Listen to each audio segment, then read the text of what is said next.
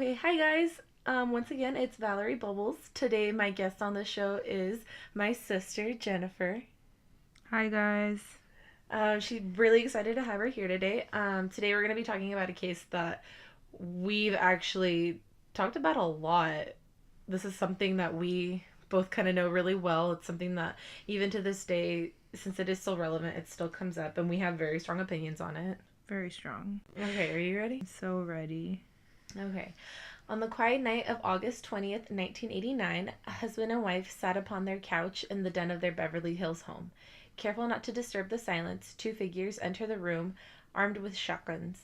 After wreaking havoc, the gunmen leave the house, only to return later that night and call 911 themselves. And in the chilling 911 call, the operator hears shouting saying, "Somebody killed my parents." The caller was 21-year-old Lyle Menendez, and the victims were his parents. Any comments so far? No, story time is fun. I already know this part of the story. Okay, so right now we're gonna get into a little bit of the background. Something that, it is fairly well known once you actually start looking into this case. It's not a mystery that these two brothers killed their parents. Wouldn't be the first time that some kids kill their parents, though. Yeah, but I think once we get into it, we know just because, like I said, it is something that we do talk about, but, you kind of start to see everything that happened leading up to it. So a little bit of the background. Jose Enrique Menendez was born in Havana, Cuba at the age of 16, and he immigrated to the U.S. Cuban Revolution.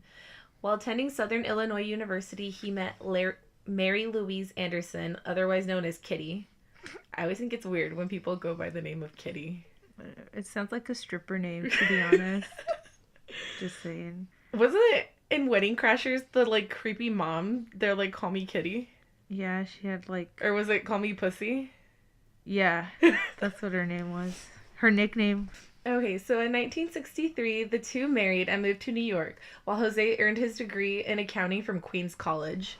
So, from what I know, that is a pretty prestige college. It's obviously not Ivy League, but it is one of the harder schools to get into. On January 10th, 1968, the couple welcomed their first child, Joseph Lyle Menendez, but better known by his middle name as Lyle Menendez. After his birth, Kitty quit her job as a teacher to stay home, and 2 years later, she gave birth to their second child, Eric Galen Menendez. And the family lived in New Jersey for another 16 years, but Jose's career relocated him to Calabasas, California. So he's one of those people that started from the bottom. Like, when he moved to America, he was a dishwasher. Mm-hmm. And then, he went to college, and he actually ended up working for Live Entertainment, which is something that we Nation. know. Live Nation, yeah. So that's something that we know just because we do go to a lot of concerts. But yeah, it is a company that works with the music industry, so he was in that.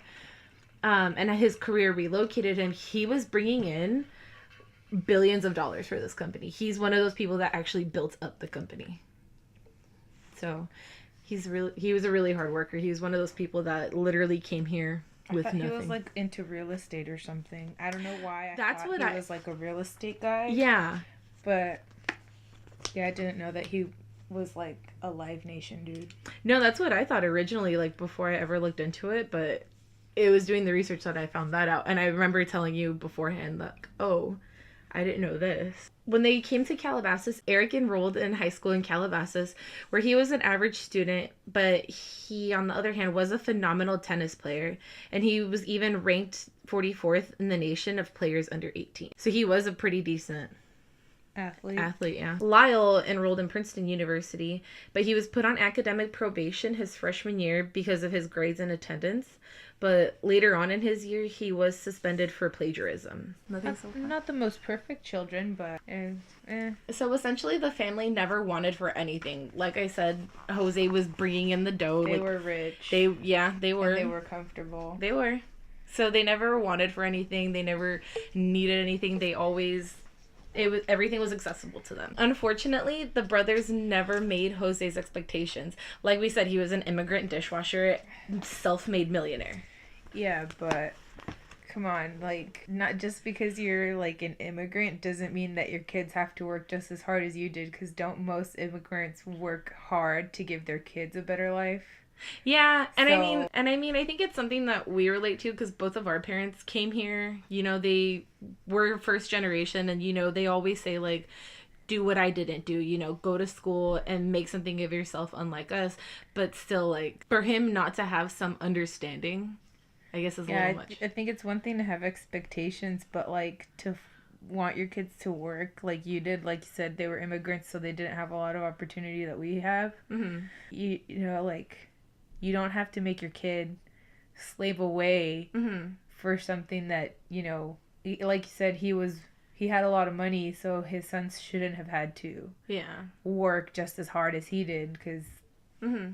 And I mean, it's really different because you hear of people like, who's somebody that's a millionaire, but you'll hear like of these millionaires kind of just giving their kids money, and it's like, oh, their kids never have to work. Jose was described as being extremely controlling and demanding and having extremely near impossibly high standards for these boys, kind of like what we just got into right now. Kitty at the same time was reportedly suffering from depression, alcoholism, and a drug dependency. my life.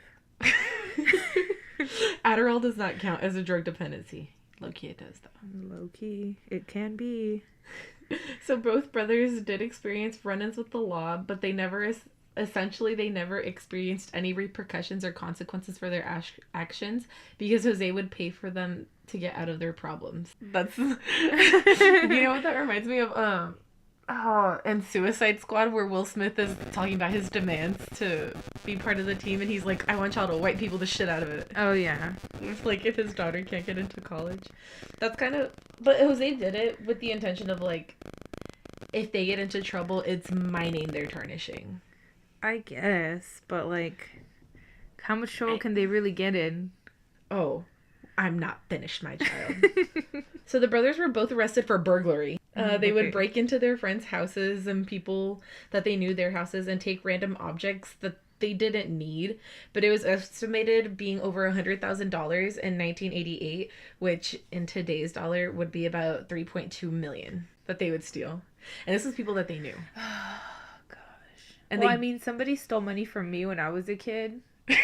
So like, but these are billionaire kids, and they're going around stealing for fun. I mean, It's we like, lived in middle class Orange County. I mean, it's not billionaire kids, but it's not like this girl was starving. Freaking steal from another 10-year-old. But so they did all that, and once Jose paid everybody off for the brothers' burglaries, they left Calabasas and moved to Beverly Hills and a home that was estimated about $4 million. And this wasn't a home, this was a $4 million mansion in 1989, which today it's a $10 million mansion. Whatever, I wish I could have a $10 million mansion. And it wasn't just the house, it was, he made sure to have like top of the line security system. It was surrounded by trees, it was in a gated community, like nobody was getting in and out of this house without somebody knowing about it. I mean, we live in a gated community and my car's been broken into twice, so gated communities doesn't mean it's safe. But we live in Riverside, this is out in like Beverly Hills, so this is like where all the movie stars live. Like, Yeah, but then also remember there was like that gang of like, true, but I Kids think that that was was, more like- recent. The Bling Ring, is Yeah. that they're called? Yeah. but still, it was still like, it's celebrity homes that they're breaking into, so how hard is it to really break into anybody's house? Unless you're like Shane Dawson and you have security cameras all over your house. And you just watch them for fun. And then that's all you watch for entertainment. No shade being thrown at Shane. We love Shane. That'll probably be me. You love Shane? No, cameras, bro, cameras. Oh, so you don't love Shane. I love Shane too. I'm trying to clear the air. It was said that most of Jose's anger was taken out on Eric, which caused Lyle to want to protect his brother. So now we're going to get to leading up to the murders. Okay.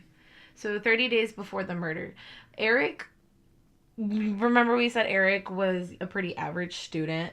He was better as an athlete, but he was a really great writer. On everything I could find, he had written a screenplay when he was an early teenager about a rich kid who murdered his parents to gain the inheritance. Mm-hmm. If that isn't some foreshadowing right there. That's what I heard a lot about his plays, that like his play was pretty much the basis of what they ended up doing. So this first one, this first one, everything that I found, it was kind of like a very broad overview of it, and he wrote it with one of his friends, like one of his classmates. Yeah. He wrote it with him. Yeah, because I think the classmate, if I'm correct, the classmate was later interviewed by police or something like that. Yeah. So this first screenplay, he actually shows it to Lyle, and Lyle's the one that says he starts thinking that that's what they should do for real, IRL. And that's IRL. IRL. And that's essentially when the plan begins. As well, everything I could find kind of did show that Lyle essentially was the mastermind to everything. He came up with all of the ideas. But then it does reflect back to the whole he wanted to protect his brother. Mm-hmm. And then how I said that was the first screenplay he wrote. He also wrote a second screenplay that was more detailed into the murders, and everything says that that's actually how the murders were portrayed by the second screenplay. So, they say later on once they're in trial that everything was premeditated. The play is kind of what they use for that basis. Yeah. Since he did write that, and they said it was like really scary how identical it was to the actual murders. But I wasn't able to find the screenplay. I would have loved to have found it and read it. I'm pretty sure it's like in some of the... It's probably in some of the court documents, but it's a really tight-knit case. It was hard to find like too much about it. Yeah. So at this time, Kitty, I said Kitty was suffering. She had a lot of stuff going on, and she was actually seeing a therapist. And at the time, again, this is 30 days leading up to the murders, she actually told her therapist that she was scared of the brothers. She was scared of both her kids.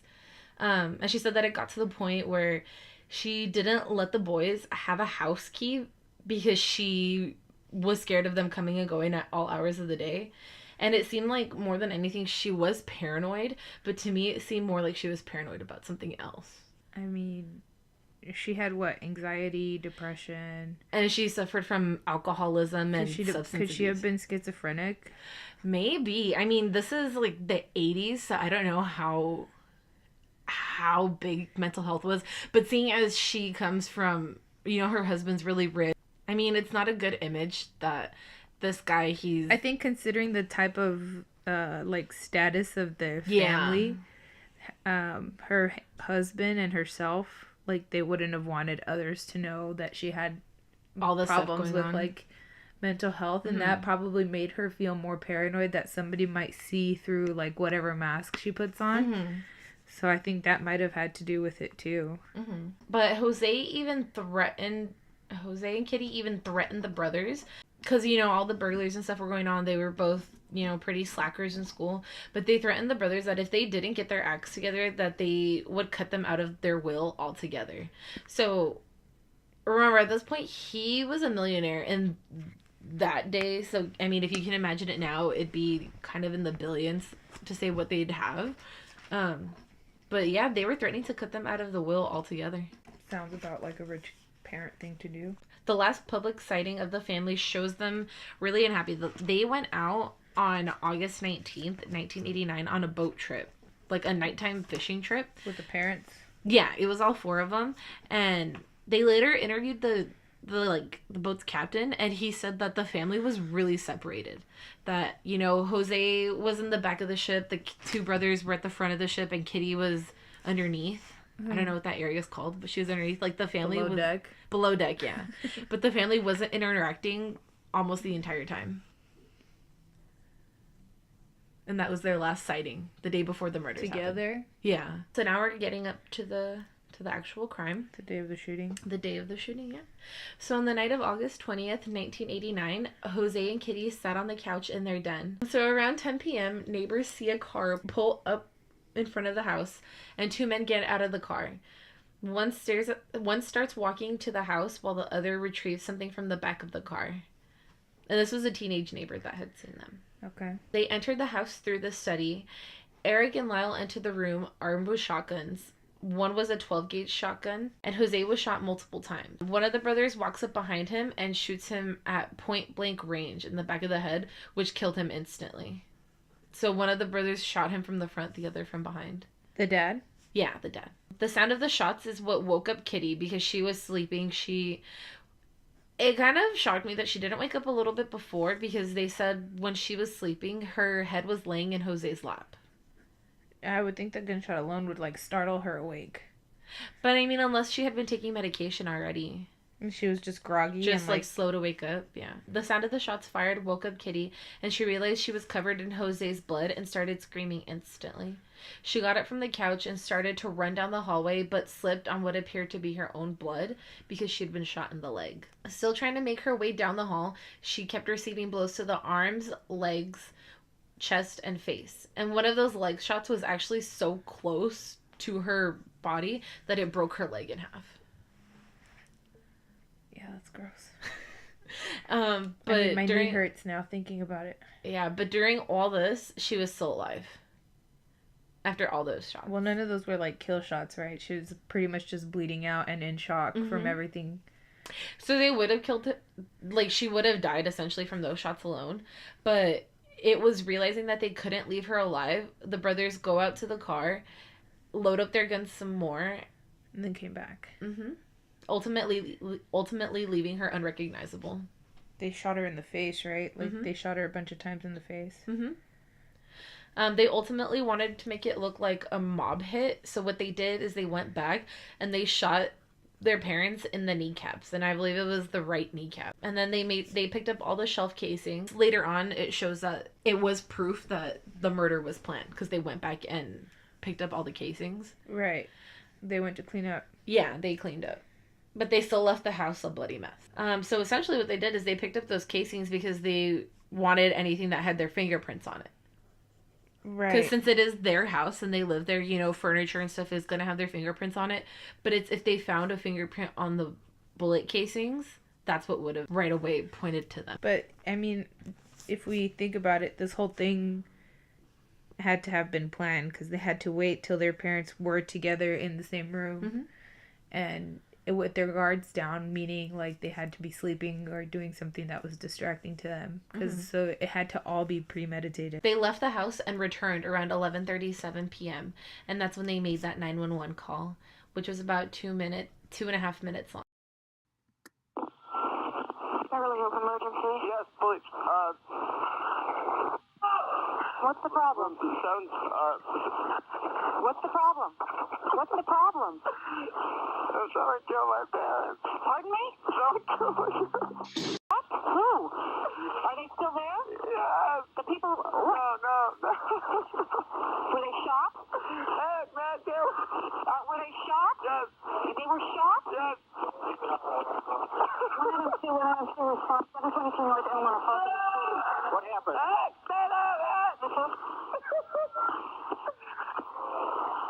I have a hysterical person on. We're trying to get things further. Other units responding. Is the person still there? What happened? We have units around. What happened? Who shot who? I don't hear anything. I just came home. You came home and found who shot? I'm mom and dad. You know if they're still in the house, the people that did the shooting. Get away from them. Okay. Hey, let me talk to Eric.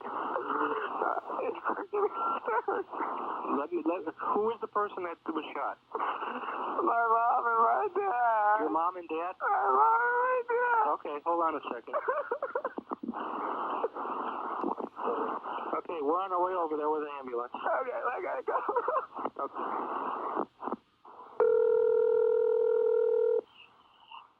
Oh. Hello, this is police department. Yes. Okay, I want you to come outside. Okay, just come out the front door and my brother.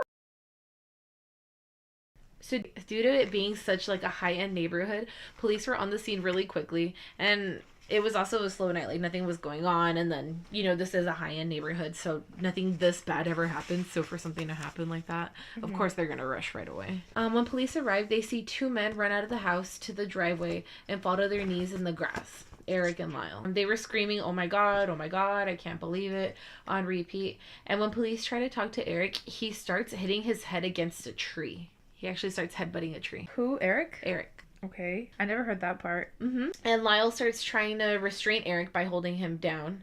So, you know, they they just walked in on their parents' murder scene, so they're trying to portray this whole... They're acting, essentially. Yeah. And they're acting to the max. Overacting. Overacting, basically. yeah. And that's what police kind of do notice, but then again, I mean, who's to say? Police walk into the house to find Kitty and Jose dead, and lead detective on the case was Detective Les Zeller. And at the time, he was actually reported as the best investigator at the Beverly Hills PD. And he's the one that first noticed that nothing was stolen and there was no forced entry into the house. So right away, he said that, Jose and Kitty had to have known their murderers. Mm-hmm. Lyle and Eric were questioned right away, but they were not suspects. So and it's interesting that is like that, because if it was the other way around and Lyle and Eric were murdered, right away the parents are the first suspects. And that's always what it is. Like, if a husband or wife is killed, it's the spouse right away. So it's weird that they weren't questioned. But what this later leads on to is, since they weren't suspects, they never got tested for shotgun resin on their hands. Mm-hmm. Residue. They say that all guns leave residue on your hands. So since they weren't suspects right away, none of that had to have taken place. Lyle said emotionlessly in an interview that he wished they knew that their parents were in trouble so that they wouldn't have gone out that night, and they would have, there would have been something that they could have done. They would have, tried the whole blame thing, right? They blame themselves. Yeah, they blame themselves for going being out there and all that stuff. Yeah. Mm-hmm. And at that point, police said that there were no leads, no suspects, no vehicles under suspicion. So they didn't let the boys go home that night. They put them up in a hotel, and there was a bodyguard that was watching over the boys, because there was that fear that whoever got Kitty and Jose would come back for the boys. So they had a bodyguard at the time, I guess. And I looked into it because I was wondering, if it was, they had an LAPD officer watching them, but no, they themselves hired a bodyguard. They hired their own bodyguard? Yeah, they were really playing into the whole thing. Yeah. So their alibi for the murders was the day of. They played tennis in the morning. They watched a tennis match on TV in the afternoon. They went to the Beverly Center Mall, which, looking at that's a high-end mall. So they kind of went about a regular day schedule, not our parents just died schedule. No, this was the alibi. This was the day of the murders. Oh, okay. Yeah, so they played tennis in the morning. They watched a tennis match on TV in the afternoon. They went to this super high-end mall, the Beverly Center. They left home at about 8 p.m. to go to the movies to see the new James Bond movie, The License to Kill. Mm-hmm. They specifically said that they went to the movie theater at the Westwood Village, which was on the other side of town from them. Mm-hmm. And they said that when they got there, the lines were too long, so they went to go see Batman instead at a completely different movie theater. And when they got home, they saw smoke, but police didn't see smoke when they arrived on scene. So that was something weird. But they said that they saw smoke, and that's what made them run into the house. And Lyle told police that he believed that it was a mob hit. When they were being questioned, he said right away that he believed it was a mob hit. Mm-hmm. And since the brothers weren't suspects, no tests were done to test for gunshot residue. So the autopsies were completed, and it shows that the shot that Jose received to the back of his head, how I told you one brother was hitting him from the front and the other shot him in the back of the head, that hit to his head was 4 to 5 inches across. So it was said that it was large enough for an adult to put their entire fist inside of his head. Oh, wow. And because Kitty was shot so many times, they noticed that she was shot with 2 different guns because of the different pellets. So how I said they went out to the car to reload. They came back with completely different bullets than they had the first time. And they said that it was smaller. It was almost like a BB gun shot this time. Mm-hmm. So the first time they used standard ammo, then it was smaller pellets. This is how they determined that the guns had to be reloaded, because the coroner noticed the shots to the knees on both Jose and Kitty.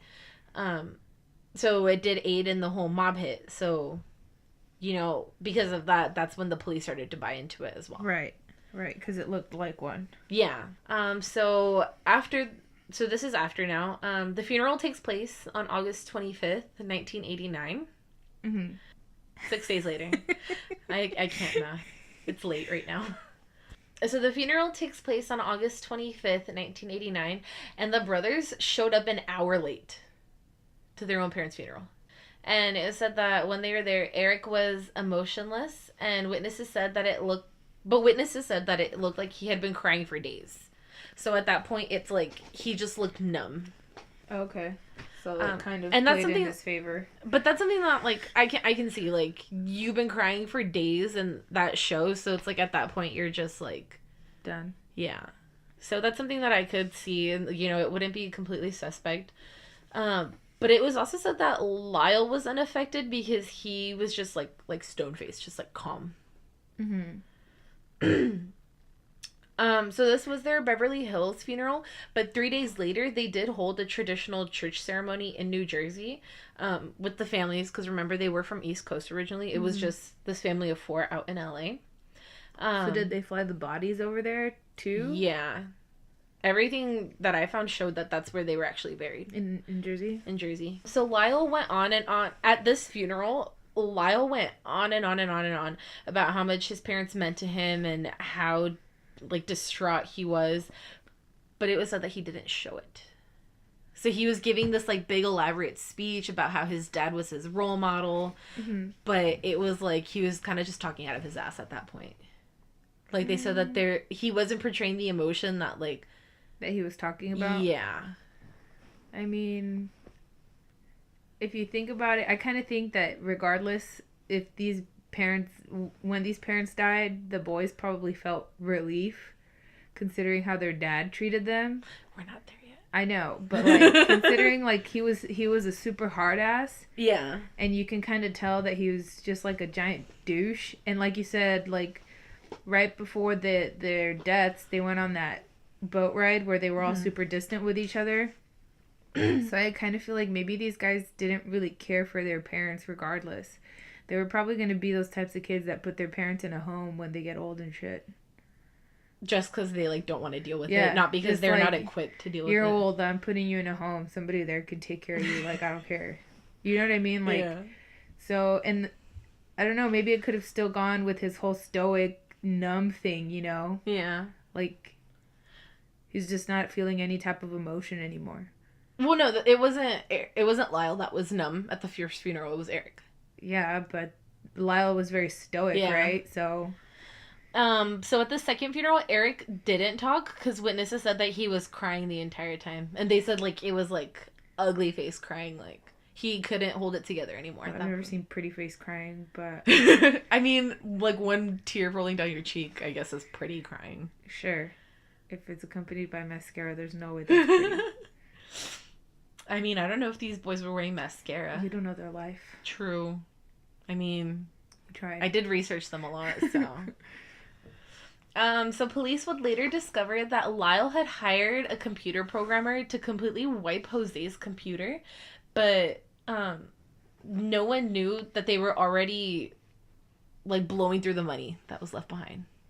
At this point, nobody knew it yet, and it wasn't until later on that they started looking into them that they realized that they had purchased cars, they had purchased, like, designer clothes, and they had gotten designer jewelry because both of the brothers were wearing $15,000 Rolexes to the funeral. Okay, but, like, that becomes their money. True, but they were blowing through it right away. Like, they went out and they bought new cars. They bought all this. But they're, like, young, irresponsible clothes. Boys who have just inherited all this money. Like, I think if I inherited a ton of money, I probably wouldn't know what to do with it. But would you start spending it 3 days after your parents died? I don't think you'd have access to it. But see, they had early access to it. I don't know if maybe they, like, took their cards from their parents or what they did. Maybe. Like, you can't buy a car with somebody else's information. But what it probably was is that maybe, like, Jose, like, had their debit cards. He wouldn't let them, like, have it on them at all times. Like, probably their dad was monitoring their expenses, and now that he's gone, he can't monitor it. So they go out and start blowing it. So that's kind of what started to raise red flags, is they went on that, like, huge shopping spree right away. How I said that they bought cars, Lyle got a limited Porsche, like a limited edition Porsche. Uh-huh. So he did get, like, a really fancy car, whereas Eric, he did rein it in. He got himself a Jeep Wrangler. which is still pretty. It is still pretty up there, but Yeah. he didn't kind of just go crazy like Lyle did. But remember, Eric was the one that was grieving a little bit more. Sure.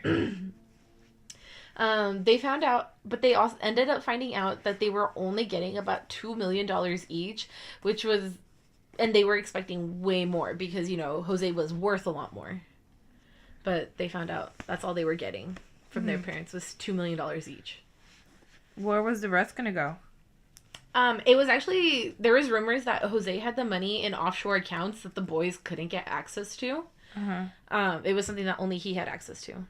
Okay, but And then now if that he's dead, I think, I couldn't find anything, but I'm pretty sure that money kind of just disappears. Okay, that's really messed up too, though. But they both became very irresponsible with the money that they were gonna get. So they moved out of that family home into 2 Myrna Del Rey penthouse apartments that were like right next to each other. Which I understand. I wouldn't want to live in a home where You shot and killed your parents? yeah, or even let's say we're not there yet. Like if you walk into a home and you see your parents dead, I couldn't like go back into that Well, house. no, yeah, that I get, but they Yeah. shot and killed their own parents. Yeah, true. So with this money, Lyle opens a restaurant in Princeton, New Jersey, which was like a wing place. It was like a Hooters. Okay. Like Wingstop? yeah, I guess, but it was like one of those. It was more like a Hooters, like it was a bar and like wing place. They Like, opened this restaurant?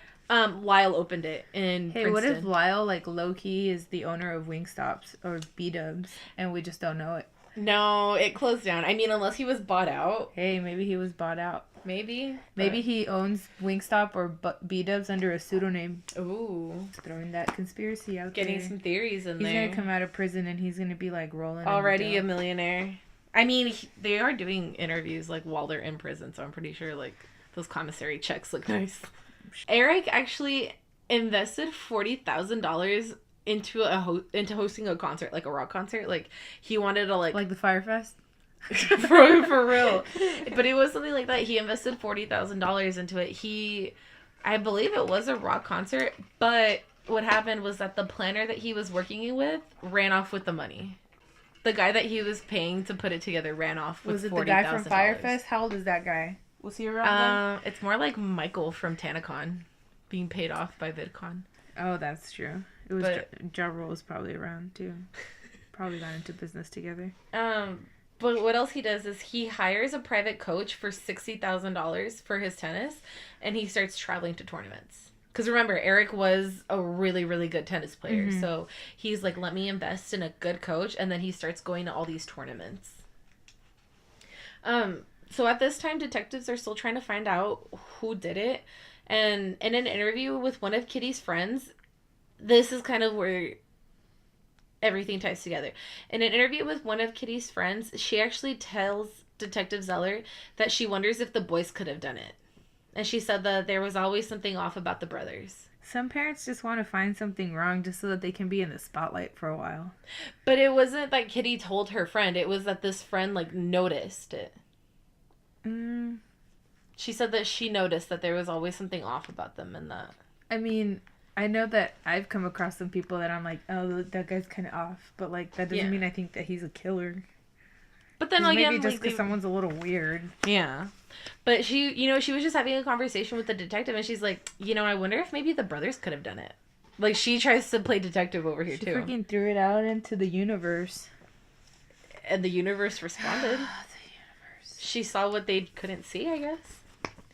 And so by the end of 1989, which was in a span of 4 months, the brothers had spent over $1 million in money that time. I didn't translate it to see how much it'd be about today.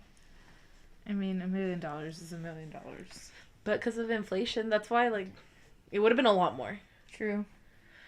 So after realizing this, the police started looking... After realizing that spending spree, police started looking into Lyle and Eric more. Mm-hmm.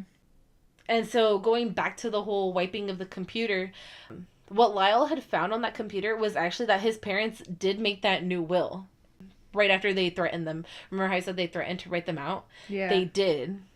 They already had a new will And it was processed. sealed, signed, and delivered, or maybe not delivered yet. Well, I mean, it was there. That's the one that they found on the computer. So what they did is Lyle actually had it deleted, and he made another one backdating it to reflect the original where they were still in the will. Mm-hmm. Because he but wanted... wouldn't like the lawyer know? Because the lawyer would have had to do it. So True. wouldn't the lawyer So know? maybe it wasn't signed and delivered yet. Maybe it was just, created. Detective Zeller interviews Eric again at the end of October. And Eric tells detectives that Lyle is the one spending all the money and that he's actually beginning to reflect Jose. He's starting to become the person that his dad was. Like a hard ass. Yeah, like a douche. Yeah. Giant douche. And at this point, one of Eric's friends had actually gone to police, and Eric had asked this guy if he wanted to know what happened. And, Eric was already unraveling at this point, but nothing was confirmed. So everything that I found said that, Eric was just like, oh, well, somebody came into the house, they shot my dad like this, then they shot him behind the head. Like, he was giving all the details without actually saying it was him. So at this point, Eric and Lyle had actually started to become distant. So Eric tries to reach out to Lyle. And everything said that it was actually Lyle that was pulling away from Eric. Like we said, he was becoming a lot like Jose. So since Eric wasn't like meeting his expectations, he's just distancing himself. But when Lyle avoids Eric, Eric actually reaches out to his therapist, who actually comes in later on. His name was Dr. Oziel. Yeah, I remember that guy. And after going on and trying to get Eric to open up, Dr. Oziel eventually cracks Eric. He breaks him. And he just starts saying, we did it. He starts admitting to everything and telling him the entire story. To the point where the therapist gets Eric to call Lyle again and get him to come in as well, so they can all talk about everything that happened. Mm-hmm. And when Lyle arrives at the therapist's office, Eric was actually telling the doctor how they got the weapons. Like, he was in the middle of telling him how they got the guns in San Diego. Yeah. And they planned out an alibi, and they didn't have to clean the fingerprints, and the whole entire planning of the crime. Yeah, basically just like confessed to everything. But it's at one point that Lyle actually threatens to kill Dr. Oziel if he talks. And on November 2nd, the brothers go back to see Dr. Oziel. The brothers go back to see Dr. Oziel, reminding him to keep quiet. But at this point, the doctor was recording the session. But doesn't that, and I think it'll come up later, doesn't that break the whole doctor-patient confidentiality thing if he's recording sessions? From everything I know, unless you sign from the beginning an authorization saying that your doctor is allowed to record your sessions, but even then, those sessions have to be kept between you and your doctor. It's just for them to go make notes, and generally, it's only like when you're being studied, like. Yeah. But yeah, so if he has these tapes without them knowing, that's breaking confidentiality right away. Right. And then it comes in later on, but if he releases those, that's a break, and he could actually lose his license for that. Well, that guy was a shady therapist from what I understand anyway, so. So the DA, they already suspect the boys at this point. And they get one of their friends to wear a wire and try to get Eric to confess again. And Eric recounts everything, and the DEA is worried that at this point the estate is going to be settled. So what this means is that the boys would collect everything, all of the money. Right. And so, they were hard at work trying to find all the evidence that they could to make sure that this didn't happen. And on March 5th, 1990, Judalon Smith, which was Dr. Oziel's mistress, because, he had that going on. Dr. Oziel told her to eavesdrop on the second therapy session. So, I couldn't find if maybe she was like his secretary that he was messing around with or what, but he asked her to eavesdrop on the session because, they had already threatened him once. Right. So she claims that she heard the brothers say that they would kill the doctor. So she's saying that she heard the threats. Okay. So on March 8th, 1990, detectives actually get a search warrant for the tapes, and it was a total of 17 tapes that the doctor had recorded. Okay. On March 8th, 1990, Lyle Menendez was arrested in California. Everything that I found said that he was, hanging out with his friends that day, and they go and they arrest him. And police claim that they had to arrest him that day because he was planning to flee, so they needed to apprehend him immediately. Do they explain why they thought he was going to flee? I don't believe so. Like, because I know I've heard that a lot. Like, That he was planning to flee. that he was planning to flee, but if he was hanging out with his friends, what gave them the impression that he was going to flee that day? Well, it could have been that at the time, Eric was already out of the country. So maybe they were thinking he was going to go be with him. But at the time, Eric was attending a tournament in Israel. He was at a tennis match. But, you know, after he heard that his brother was arrested, it was, I think, an aunt or an uncle that reached out to him. And, you know, he asked them, like, what he should do. And they said, you know, the best thing to do is to surrender yourself. Because that's going to be, like, the least suspect thing to do. Just go, answer whatever questions they have, surrender over. And then, you know, the sooner you get it over with, the sooner your name is cleared. Yeah. So he surrendered to authorities on March 11th at LAX, where official charges were filed against the two of them on March 12th in 1990. So that was around the time that you were born, too. 90. So the LADA tells the public in a press conference that the reason for the murders was pure greed. The DA's office wanted to add special circumstances attached to the charges. So what this means is that the brothers could end up on death row in San Quentin. I don't know if you remember, but in San Quentin was actually the home of Scott Peterson, who killed his wife, Lacey Peterson. Later. And Charles Manson. Earlier. You know, gonna put them on death row in San Quentin, which not just anybody goes there. It's people of high profile, like Scott Peterson and Charles Manson. And the boys, what they think is best is to get separate attorneys. You never want to, like, go cheap on your attorney.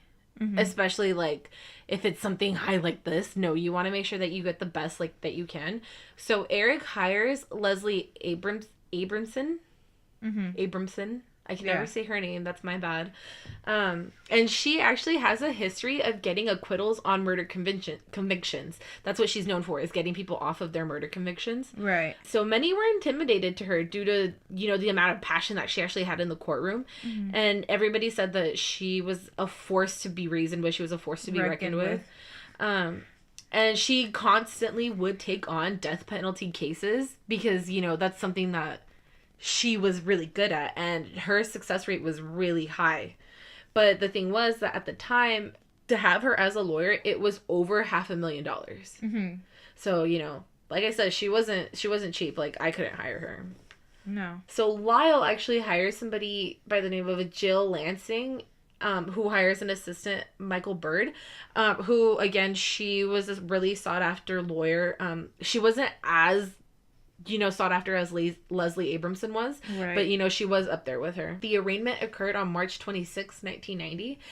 And then for the next 3 years, a legal battle was actually fought over to the accessibility of the tapes and the legality over if they could be used in court or not. The ones from the therapist, right? Yeah. So when I looked into this, normally conversations between patients and doctors wouldn't be admissible in court due to the whole confidentiality reasons that we talked about. Yeah. But because of the threat made to Dr. Oziel's life, it technically nullifies that confidentiality. Oh. So that's what I had to look into, because I remember, like, whenever I think about this case, I'm like, no, like, the tapes couldn't be used in court. They couldn't. But as soon as that, like, Lyle goes in like a hard ass trying to be Jose, making threats, that took away the confidentiality. So had he not done that, they couldn't use those tapes.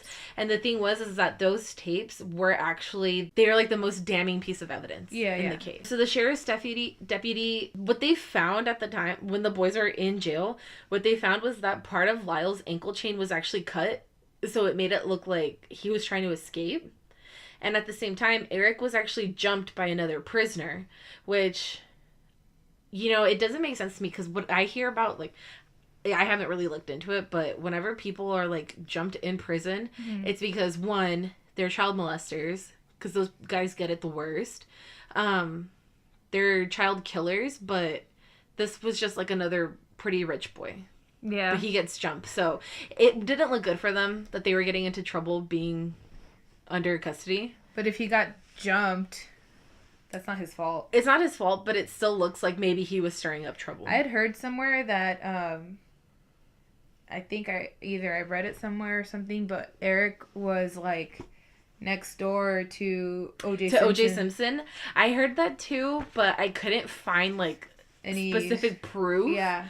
So that's kind of why I didn't really want to mention it. But no, I had heard that too, and that they even had like conversations at the time. That they had conversations. I thought that I didn't know if there was any truth to that. I was like, that would have been No, since I couldn't find anything, I didn't want to bring it up. And hey, now it's out there. Maybe somebody else can find that evidence and put it in the comments. I'll go ahead and correct myself next episode. So finally, in 1993, the California Supreme Court ruled that the tapes could be played during the trial. And like I said, that was that rock hard evidence that was needed to send these boys to prison. Mm-hmm. But per the defense side, only the tapes where the boys threatened Dr. Oziel were able to be used in court and nothing else. Which is good on the defense side. Yeah. So I remember how I said it was a total of 17 tapes. The one that had the threats to Dr. Oziel was only one tape. Oh, wow. So, I mean, that worked in the defense side. Were they only allowed to play the part that had the threat in it, or would they could have played that entire tape. Oh, okay. Because that was the one tape with that threat. Anything else they couldn't play. So, while they were in jail, after random searches, after random search done to the room, there was a 17-page letter found in Eric's cell written by Lyle with plans to escape. And also he said that he would never turn on Eric during the trial. So that seems suspect right away. And it really? Because I feel like escape. Well, not plans to escape, but I think the part where he says that he wouldn't turn on him, that's not very suspect, because you would think that they're always going to want to turn people against each other. So he probably meant like that, like, they can try to turn me against you, they can offer me... I won't throw you under the bus. Like, they can throw me any plea deal that they want. Yeah. I'm not going to turn my back on you. Yeah. But then again, that does seem suspect. Because it's saying that you had something to do with it. And I'm not going to turn on you. Mm-mm. So in May 1993, a judge decides that the brothers are to be tried together, but with separate juries. So what this kind of said to me was that there was a lot of movement going on in the court, because what was going on was, they're in the same like courtroom, but they have two separate juries. So when they talk about evidence that pertains to Eric, that jury's going to be in. But then when they bring something in about Lyle, that jury has to leave and Lyle's jury has to come in. So then why didn't they try them separately? Like in two completely different things. I mean, it sounds like that's what they were doing, because if they have two separate juries, they might as well have tried them separately. Two separate meetings for every... Mm-hmm. Yeah. I mean, they could have, but... It's stupid for them to say, we're going to try you together, but with separate juries, because... And this was only for that death row conviction, that special circumstance conviction. So the boys were actually waiting for 3 years in the Los Angeles County Men's Jail to begin trial. So they were in jail for 3 years before they even went to trial. They were housed separate from the general public, which was known as the 7,000 section, which is similar to solitary confinement. But this is where they would put all the high-profile inmates. And at the time, was actually O.J. Simpson and the Night Stalker. Mm-hmm. So O.J. Simpson was in the same section. I just couldn't find that they were neighbors. Mm. So maybe they were at one point. Like I said, I just couldn't find, like, that rock-hard evidence. Yeah, well, whatever advice O.J. gave him didn't work. For real? But O.J. got off. That's why I said whatever advice he gave him didn't work. So now we're getting into the trial. So in the summer of 1993 was actually when this started. Mm-hmm. Lyle's jury consisted of 7 men and 5 women, while Eric's jury consisted of 8 men and 4 women. How I said they both had separate juries.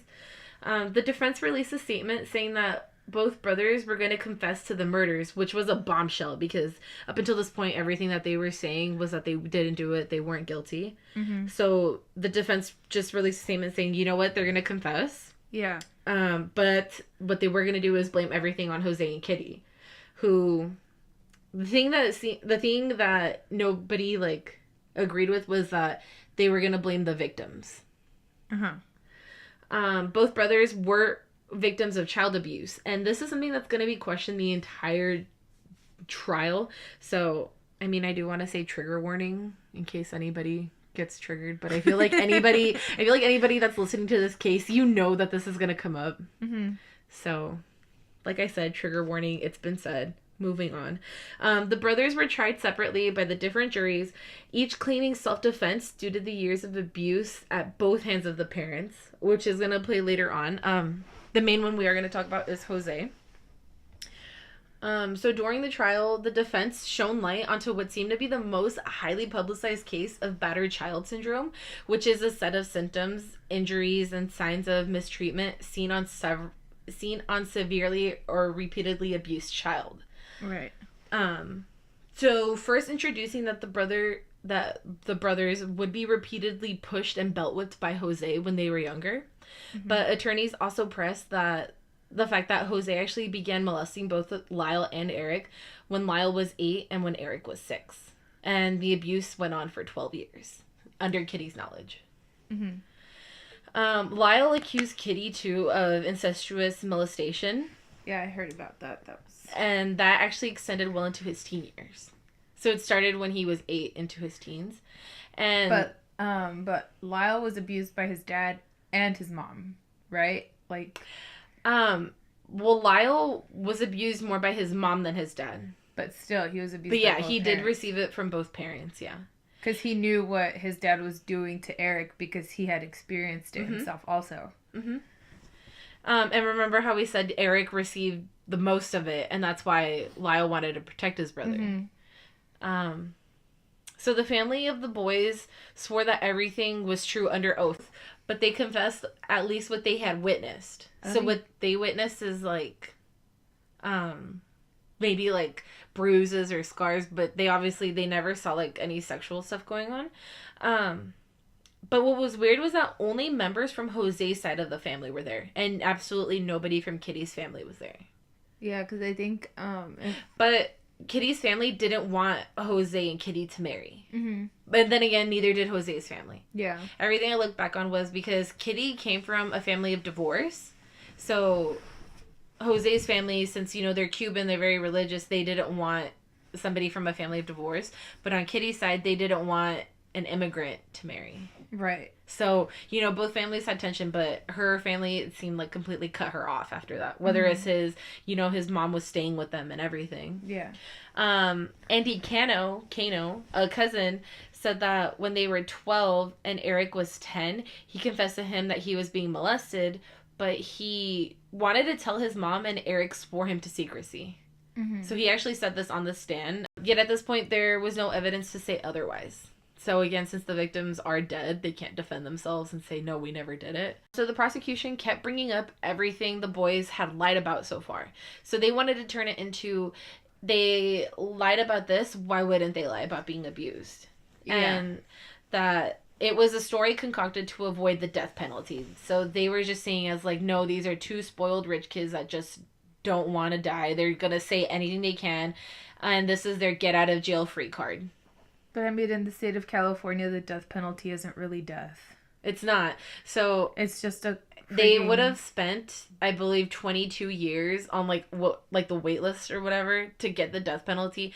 They've been in jail for 23, 24 years. Yeah. So even if California did actually go through with it, they would have just died 2 years ago. If that. Yeah. But, that's the way that the prosecution was turning it, that, whereas if this was Florida, those guys would have been dead next 2 days later. The defense is saying that the brothers are children well into their 20s. So that's something that they keep referring to them as the boys, when they're adults. They're men, yeah. Yeah. But they want to paint this picture that, no, these are two children. So if you've seen, any photos from the courtroom, they dress them like kids at Sunday school, where it's, a button-down, maybe a sweater, and, a tie, not in actual suits, like men. Yeah, but a lot of rich boys, dress up with, cardigans and ties and... Yeah, but they just want to paint this picture, no, these are two boys, because they want to show, this was happening to them when they were boys. Yeah. So the defense was really good about doing that. And if you think about it, too, though, a lot of people, when they're abused as kids, they kind of stay in that mentality anyways, and they have a very childish behavior. Mm-hmm. So then it raises the question, why didn't the boys just leave instead of killing their parents? But then again, remember, Jose had threatened to write them out of the will, and they would have had absolutely no money when they left. Mm-hmm. And they had no connections. And what was said is that since Eric endured most of the abuse, he no longer knew what a normal life was. It was just normal to him. Yeah, being abused was normal to him. That's to the point where he got. And, you know, they said that Jose had threatened him, so they were also essentially scared that if they left, he would come after them. Or he would send somebody after them. And then they would get it worse when they came home.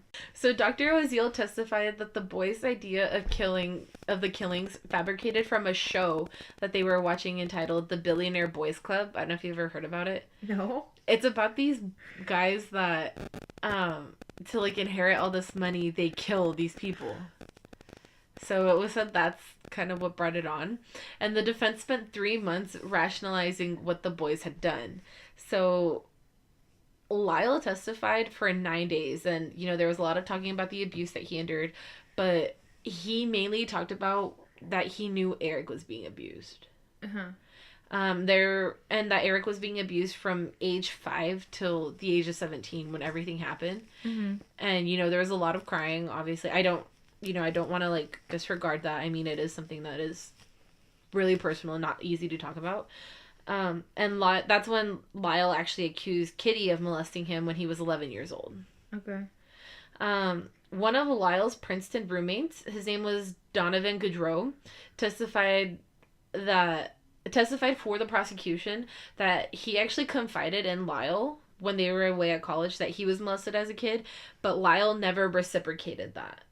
You don't have to reciprocate that type of stuff. So that's something that I want to disregard, like what he said. Like, I can confide in you that something happened to me, but just because the same thing happened to you doesn't mean, like, you have to reciprocate that same confidence. No, it doesn't work like that. But that's what the prosecution wanted to, like, say, like, why wouldn't he tell him, like, oh, I've been through the same thing. Oh, I can relate. You know, that's something really personal that you don't have to tell somebody. Reciprocate. So at this point, Eric actually began to look sickly. So he was always pale. They said he always looked tired, and he was not there. He just wasn't the same person he was before. Mm-hmm. Which I can see. I mean, like, I know from, like, firsthand experience, when I get stressed, I, like, physically get sick. So, you know, from him, like, the stress of all of this, it's making him physically sick. Mm-hmm. And also because they had him on the stand and he had to be extremely detailed about all the abuse that he had endured. Right. So I understand, like... That's not, like, something anybody wants to relive. No, it's not. Definitely Especially if it went on for that long. And if he had gotten used to it, to him, it's like people telling him that his life was not right. So the prosecution began to question Eric further about purchasing the guns, and this actually is one of the bigger parts of it. They talked about looking at handguns through the glass casing. So in California, there's actually a 15-day waiting period if you purchase a handgun. So Eric said that because of that is they switched to shotguns because there's 0 waiting period. You can go in, get a shotgun, leave the same day with it. So Lester Koriyama, forgive me if I'm saying that wrong, but he actually asks Eric, "Are you sure you're telling the truth about buying these guns, Mr. Menendez?" To which Eric says, "Yeah, I mean, I was there. That was my day." And then he turns back around and says, "Mr. Menendez, did you know Big Five stopped selling handguns back in March of 1986? To which Eric says no. And their whole thing was that they bought the guns at Big Five. Oh, okay. I didn't know that. So being caught on a lie on this... gone to Walmart. For real. So being caught in a lie on the stand actually shows the jury that he's willing to lie about everything. He's willing to lie about anything. If he got caught in a lie on the stand under oath. That doesn't mean he's willing to lie about anything. No, but that's the way that it did portray to the jury. He's trying to cover himself. But yeah, I get what you're saying. And after about 6 months, the jury is deliberating, and they actually wind up deadlocked, which is what leads to the mistrial. Because, I mean, correct me if I'm wrong, but a jury has to be completely 100% agreed of their vote. Yeah, that's why sometimes they spend so much time. So they were deliberating for 6 months. And even then, they still couldn't see eye to eye, so that's what led to the mistrial. And right away, the prosecution files an appeal to take him back to court. And in 1995, the year I was born. I wonder why things like double jeopardy didn't apply. True. For that. I mean, I'm not a lawyer or anything I know. like that. I'm disclaimer. But, like, isn't double jeopardy in place for a reason? Like, if it was a mistrial, they can't be taken back to court for the same thing, right? From what I know, yeah. And maybe that's why, like, they appeal it, because you can only appeal it so many times before it's, like, you're done. But I thought you can't do that. Like, you can't take someone back to court for the same thing if... But I think maybe since it was a mistrial... Or does it have to be, like, a guilty, not guilty? I think, yeah. I think that's when double jeopardy applies. So if they were found not guilty, then yeah, that's it. They can't be taken back. But since it was a mistrial, that's kind of that gray area. So should have done some research on double jeopardy and how it works. True. So in 1995, like I said, the best year to be born. Sure. A new trial begins, and this time the judge didn't allow cameras. So all the footage from the courtroom is from that first trial. But this time around, the judge said no, absolutely no cameras. There were 67 defense witnesses the first time. That 67 people that said, yes, we witnessed the abuse, they were no longer allowed to testify. Yeah, I remember all that. That was kind of annoying. Mm-hmm. And there was going to be only one jury for both boys. So essentially, this is kind of what should have happened to begin with. The jury, at least. Mm-hmm. There should have just been one jury for both the boys. And this one actually is the one that we do get the guilty verdict from, but there was no death penalty. The thing was that they were sentenced life sentences without the possibility of parole. And the judge even said that they would be separated because if they were together, they would commit other crimes. From jail? Yep. These aren't like mobster boys. These are two boys that just... Yeah, that's what the judge said. That they weren't to be kept together. So Leslie Abramson. But she actually got really defensive, like, about these boys, because, like, you know. Yeah, she was representing them for free. For the second trial, yeah. For the trial. first one, she wasn't.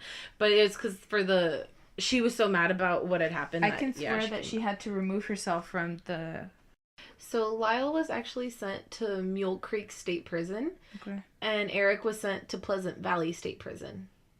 And because of that separation, the defense team was saying that it was inhumane to separate the brothers. Like I said, Leslie did get really involved into it. Mm-hmm. So now we're after the trials.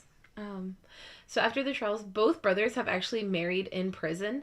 Eric was married in 1999, and Lyle was married before him, but the last one was in 2003. And since they were sentenced to separate prisons, they've been separated for nearly 30 years. Right after their sentencing, they requested to be placed at the same prison. But, you know, it goes back into that whole thing where... Part of the terms of the the judge saying that they would commit more crimes again. I still think that's so stupid. They're going to be those people running a cigarette trading ring in prison. Oh, God. So in 1997, Dr. Oziel was actually delicensed. That therapist that they got the tapes from, he was delicensed. They took away his license. The California Court of Appeals reviewed the case in 1998 because of this, and they voted to uphold the same convictions. So later in 1998, the California Supreme Court decided to uphold the same convictions since no one voted to review the case. So all the jurors on the California Supreme Court, they all said, no, we're still going to find them guilty. So if one of them had said, yeah, I'm going to review the case, then they would have gotten to go back to court. Yeah. Because they could have, since that doctor was delicensed right after. Right. There's so many things that happened that could have overturned their conviction. So Leslie Abrams, Eric's attorney, was actually... She had gotten really close to actually losing her license after this trial. When she actually asked a doctor to change his notes on the boys. So the California State Bar began investigating her due to her actions, but there wasn't enough evidence, her behavior being unethical, to the point of taking her to court. Right. But that's like how deep she got into this case. That's how much like this case meant to her, that she got close to losing her bar as well. I mean, I don't know if it would have been... Well, I guess it's just a matter of how invested she was. I mean, it shows that she was super invested in. No, I know, but I don't think I would risk my whole career. Like going and asking a doctor to change his notes. Something that you know is unethical. Yeah. I mean, it's one thing that she knew, like, that they weren't... Not that they weren't guilty, but that, like... She knew they had reason. Yeah. And it's one thing to be defensive about that, but... It's another thing to go in and be like, hey, I need you to make these changes. Because then that's just trying to, like... It's something that that's what bugs me about this case, is that they want to play it off like how they were saying that they had a get out of jail free card by claiming abuse. It gets on my nerves because it's like you don't know what goes on behind closed doors of somebody's house. Yeah, and like, so who I are think you to the say get out it's of jail true or free not? card is more pleading insanity. That's the get out of jail free card, not abuse. Yeah, Because people that claim abuse or people that state abuse, those people usually still do some time. Because it means that they were in their right mind, but they just didn't feel safe. Because, I mean, think about it. Like, they were being molested since they were 6 and 8 years old. Like, somebody's bound to snap at some point. Yeah. And to the point where, like, they feared Jose was going to kill them. Like, it's At like, some point, no, like, I've had enough. Something like, could happen. Yeah. Jose could have easily lost his temper. And killed them, and too. killed them. And he, I guess, would have been smarter about it and maybe gotten away with it. Who knows if he would have been smarter about it, but... Because maybe in Jose's case, it wouldn't have been premeditated. It would have So just it would been, have like, been in the moment. True. So in September 2017, Eric told the Today Show, he said, "I love my mother and I still cry over my mother. I just don't forgive her. Her life ended and ours lives essentially ended as well, all because of this fateful decision we made. There had to be a series of decisions she made of not to tell what was happening, but what kind of mother lets it happen." Yeah. Eric, he says kind of what everyone's thinking, like, what kind of mother would knowingly let it keep going on? Mm-hmm. So, like, he admits, loved her, but he doesn't forgive her for not stepping in and standing up for him and for his brother. And in that statement, he admits, like, yeah, she died, but our lives are also over because of what we did. But at the same time, can he really have expected her to step in for him with the abuse he was getting from his dad when she was doing something similar to his brother? True.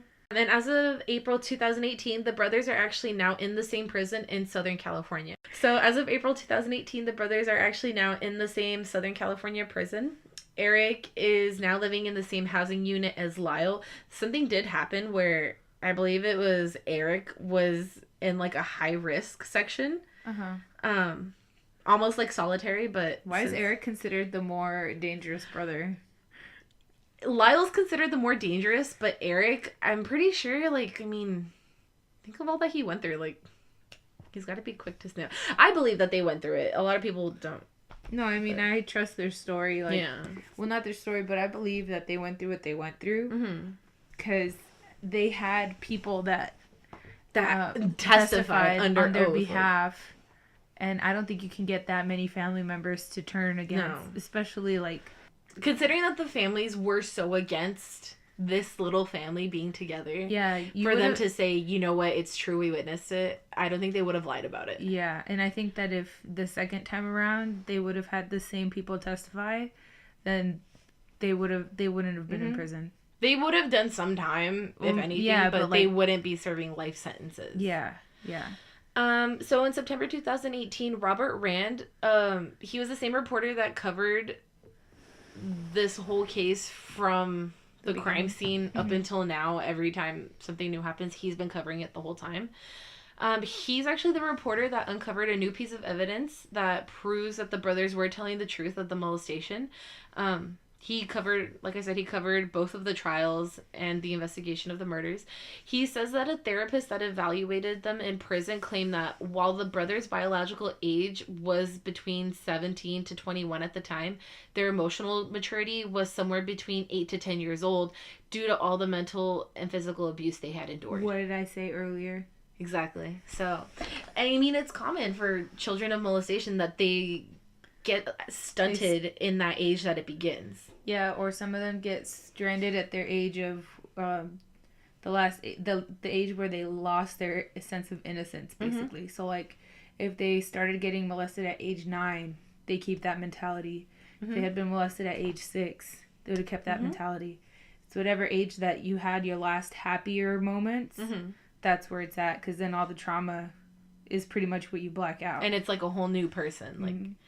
And it's like you said, it's that loss of innocence. You're no longer that same person that you were. Same child, bro. So do you remember Andy Kano? who I mentioned earlier, the cousin that testified. So he and Eric actually still keep in contact. And Robert Rand actually visited Andy's mother, and they uncovered a letter that Eric had written to Andy back in December of '88. Okay. So right before the murders took place. It was 8 months before the murders took place. Mm-hmm. Eric wrote a letter to Andy, and he talks about his mother going through serious problems. How we mentioned she was going through anxiety and depression. He talks about that. Mm-hmm. And that she's physically present, but mentally she's not there. Yeah. And then in a paragraph, which is the most like telling, he discusses the molestation and how it was still ongoing. So that paragraph actually reads, "I've been trying to avoid Dad. It's still happening, Andy, but it's worse for me now more than ever. I can't explain it. He's so overweight, I can't stand to see him. I never know when it's going to happen, and it's driving me crazy. Overnight, I stay up thinking he might come in. I need to put it out of my mind. I know what you said before, but I'm afraid. You just don't know Dad like I do. He's crazy. He's warned me 100 times about telling anyone, especially Lyle. I don't know how I'll make it through this."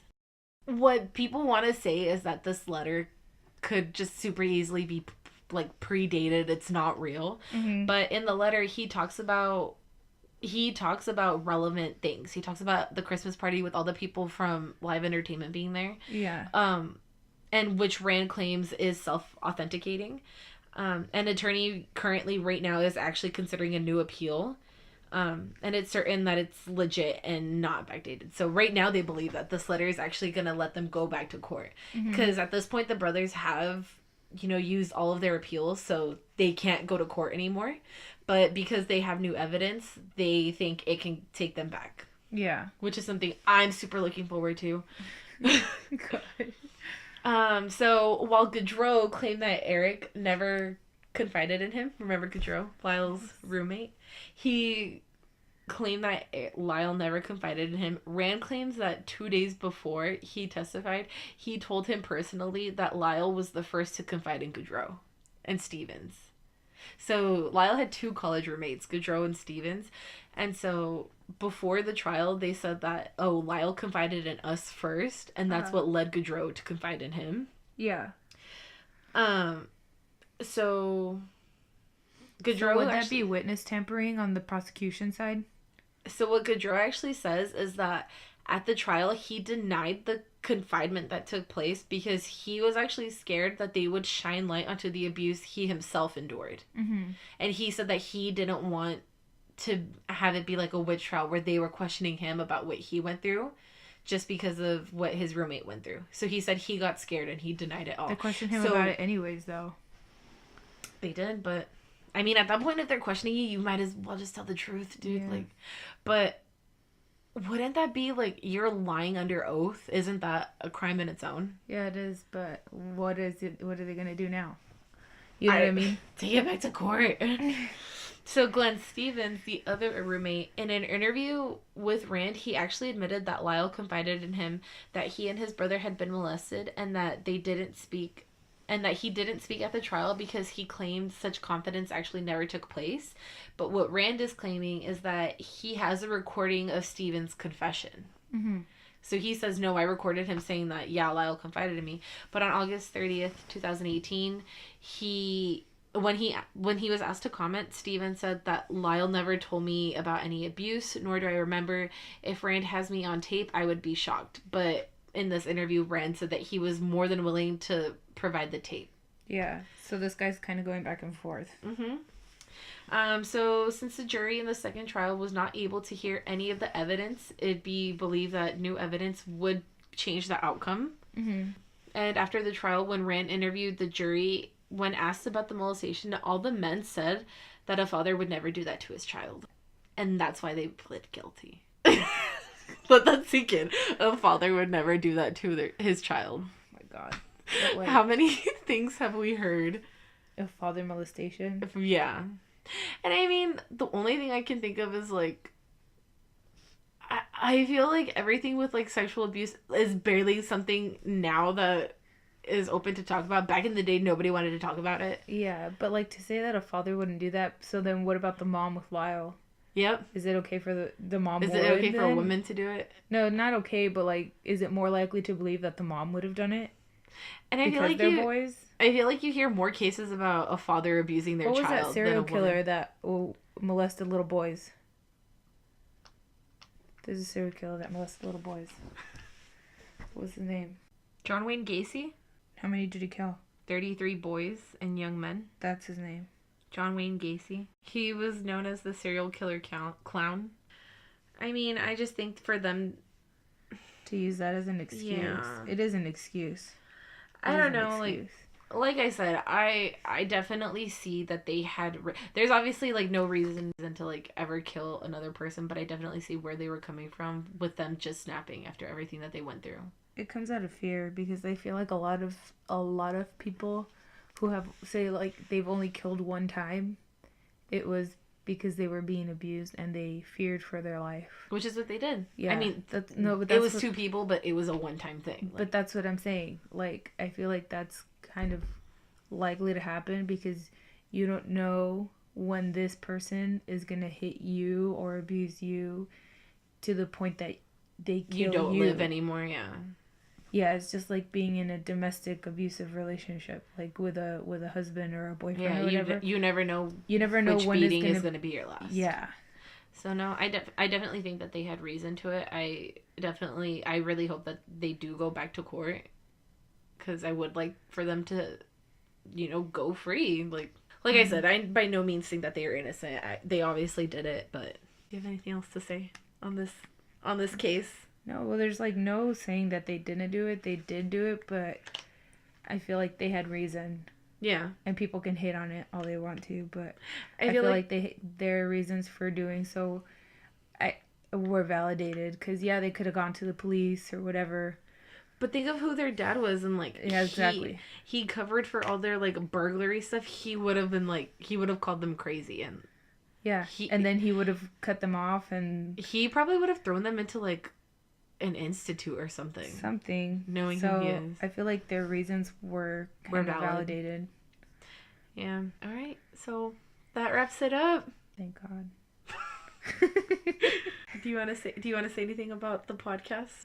Stay tuned for more. Yeah. Subscribe. I don't know what side the button is on podcasts. Usually it's down below on YouTube. What? I post this on YouTube. I post it everywhere. Wow. So. Click the subscribe button down below, up above, or side to side. To hear more. Hopefully next time I do a case where you don't know much about it, so that I have more. You have more to say. More surprised. This was like story time for me. Yeah. We know, like I said, we know a lot about this case. We talk a lot about it in our free time. Yeah. Drives Mom crazy. Yeah, hopefully we won't record as late because we're dead tired and I still have to edit. Good luck. All right. Hey everybody! Thanks for joining me once again for this really exciting episode. I hope you all enjoyed it just as much as I did. Be sure to go ahead and click that subscribe button wherever it's located, wherever it is that you're listening to podcasts. And I just want to throw it out there that if you have any ideas for any episodes, for any true crime cases, any conspiracy theories that you guys would like to hear, leave comments. Make sure that you tell me what it is that you guys want to listen to. What do you guys want me to talk about? And just make sure you go ahead and recommend me to all your friends. Tell everybody about this new podcast you're listening to. It genuinely makes a difference, and it just reassures me that you guys do care and you guys do want to keep hearing more from me. So thank you guys so much.